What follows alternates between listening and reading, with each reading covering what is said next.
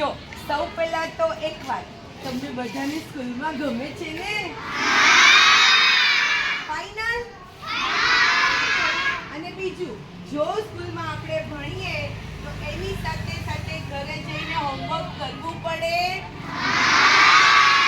Homework જાતે કરવાનું કે મમ્મીને હેરાન કરવાના? બોલી બોલીને લખવાનું ને? આપણને જલ્દી યાદ રહી જાય અને આપણે જલ્દી સ્માર્ટ બની જઈએ. ઓકે? પછી હવે મને કહો તો તમે બધા મોટા થઈ ગયા કે નાના છો?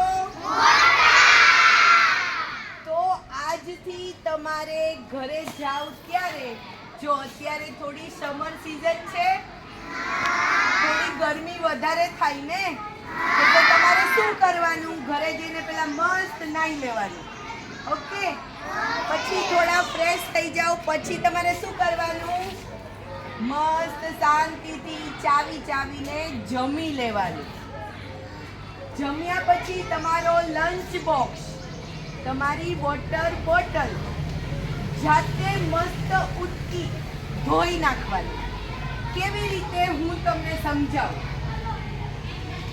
લાઈક તમારી પાસે આવી વોટર બોટલ છે તો એને ખોલો છો, પછી અહીંયા પછી એને આખી ખોલી લેવાની, પછી આ કાઢી આને સરસ ઉટકવાની. એક છે ને દાંતે ઘસવાનું ટૂથબ્રશ હોય ને એ લેવાનું, એ સાબુમાં લગાવી અને પછી અહીંયા બધે ઘસી મૂકી નાખવાનું. જો અહીંયા કેટલું ગંદુ છે, છે ને?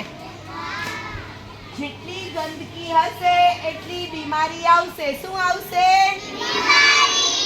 દવાખાને જવું છે? ઇન્જેક્શન ખાવું છે? તો પછી આપણો લંચ બોક્સ, આપણી વોટર બેગ, આપણે જે જમીએ છીએ એ થાળી, બાઉલ એટલે વાટકો, સ્પૂન સરસ આપણે જાતે ઉટકી લેવાનું. જો આપણે આત્મનિર્ભર ભારતમાં રહીએ છીએ. ક્યાં રહીએ છીએ? આપણે કોઈ ઉપર નિર્ભર હોઈએ?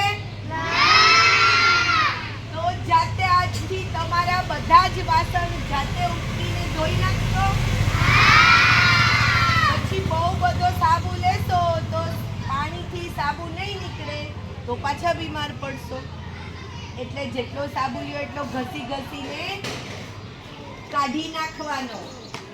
પછી તમારા ઘરે છે ને રોલર પિન. શું? એટલે આ તો મેં પેન્સિલ પકડી છે, તમારા ઘરે વેલણ હશે. છે? એક કપડું હોય ને એને આવી રીતે વીંટી દેવાનું. પછી તમે અંદર જો અમુક વખત બોટલ નાની હોય તો અંદર હાથ જાય નહીં, તો આવી રીતે કોઈ નકામું કપડું હોય ને એ વેલણમાં ભરાવીને પછી અંદર નાખીને મસ્ત ઘસી અને ધોઈ નાખવાની.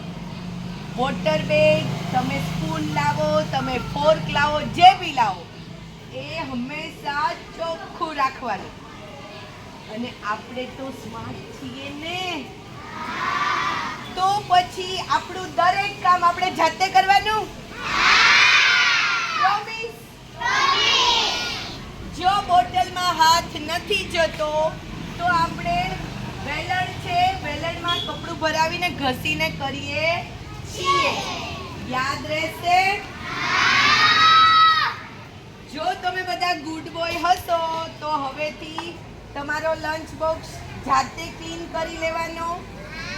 સવારે એને સરસ જાતે ભરી અને સરસ રીતે બંધ કરીને મૂકવાનું. આટલી ગંદી બોટલ કે આટલું ગંદો લંચ બોક્સ તમારો હોવો જોઈએ. સાંભળો, મેં તમને પહેલા જ દિવસે કીધું તું બ્રશ કરો ત્યારે 15 વખત બધે ઘસવાનું, મોઢું ખોલી નહીં, પછી 15 કોગળા કરવાના, પછી ટંગ ક્લીનર એટલે ઉલિયું હોય ને એનાથી સરસ ઉલ ઉતારવાની. કેટલી વખત કરો છો ને? તમારા દાંત પડી જાય ને તમે બોખા થઈ જાવ, તમને ગમે? પછી દાંત સડી જાય અને દુખે તો તમને ગમે? તો પછી રોજ 2 વખત બ્રશ કરવાનું. કેટલી વખત?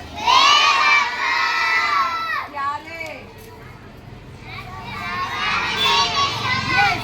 રાત્રે સૂતી વખતે અને સવારે ઉઠીને 2 વખત બ્રશ કરવાનું. કેટલી વખત? અને માથામાં શેમ્પૂ પણ 1 અઠવાડિયામાં કેટલી વખત કરવાનું? પછી હજી મેં કંઈક કીધું તું બાથિંગનો. એક સોફ્ટ હોય ને ડૂચો, એનાથી ઘસીને નાવાનું કીધું તું.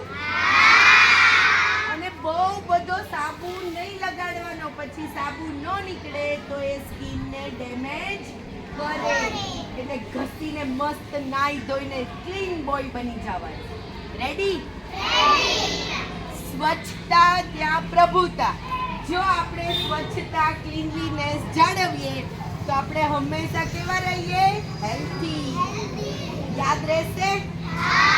હવે થોડું વર્કઆઉટ થઈ જાય. Okay, please stand up.